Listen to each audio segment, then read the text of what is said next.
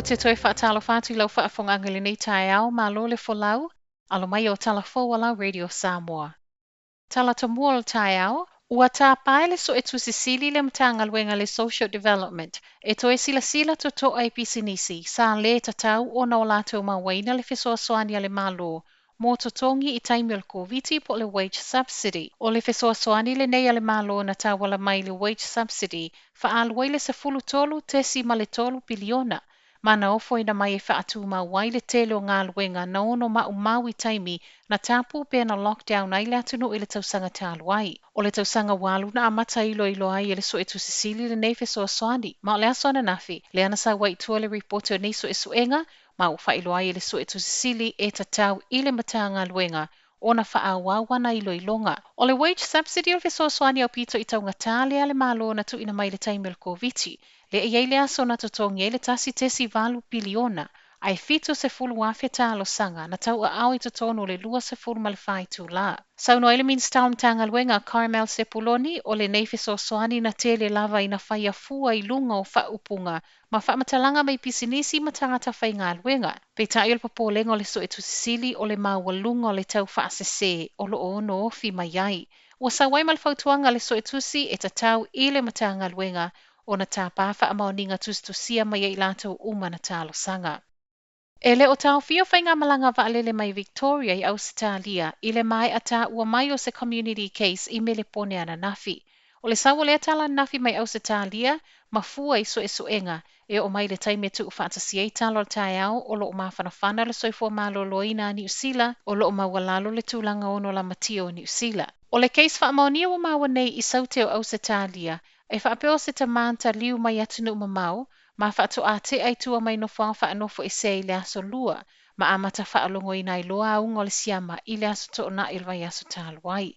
I le taimi nei o le uto e wheso o ta iatu I base se uma taunu mai Victoria, talo mai le aso ono o le masina le nei, ma o loo fuafua o le aso e ta tauna maua mai ai whaai unga o nisi o siaki na whaia I Ausitalia.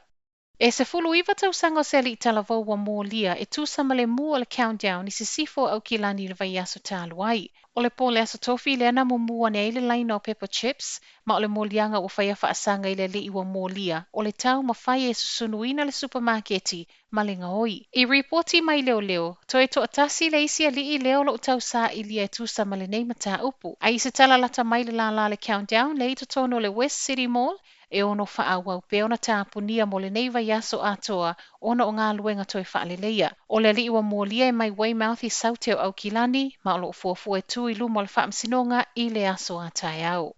Ua popole le minista al COVID ono o atu I le whai unga le masino Iuni wa uma tui. Whailoa le li minista Chris Hipkins, e se fulu ono afe tui na whaia I le aso wharai le tāluai, ma o se whai numero ma walunga leo tui, ua whaia I tutono le aso e tasi, ma o le vampe o le alua tui pe a fua I lea mawalunga e ono o atu I le whai unga Iuni, wa le aini tui a o lea I le isau le isi uta.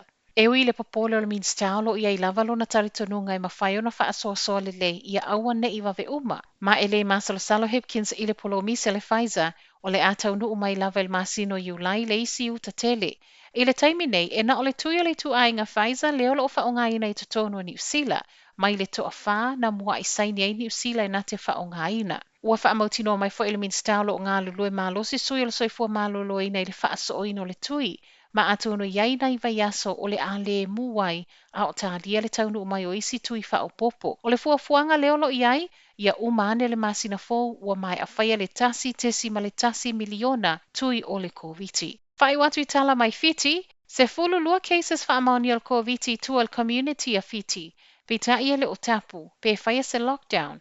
O nei cases e se fulu ma le lua lo maua umai tutono a suva, ma e lua a inga o mai umai. I reporti e fōlinga mai, e le o usita ia lava e a inga whaatonunga, o le aua le whiasia siai, o le sawa le tala na po o whaamauti no mai ai le malo, e le o wa ai e matua I tapu uma le atunu I le isi aso, po o le lua aso, ai o le awheso o ta I pia ma le atunu I nisi suinga I le anga I luma. Taimina I fiti, o lo to uluti munga mamafa ma ua atili whaafainga tai ma ngā luenga, a sui o le soifua maloloina whaapele ofisa o leo leo.